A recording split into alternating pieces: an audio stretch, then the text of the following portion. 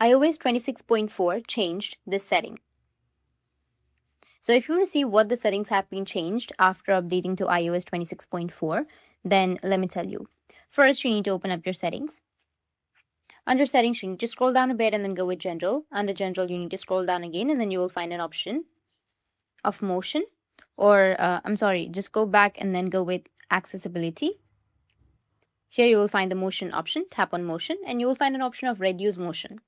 The new update made this setting reduce liquid glass animations.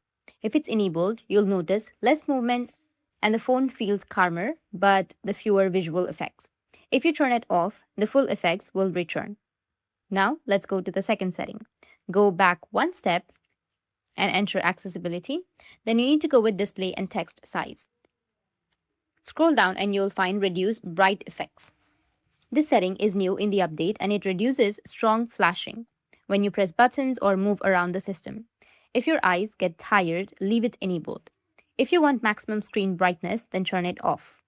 The idea here is that the update doesn't just add features, it also changes how the screen looks and you might not notice.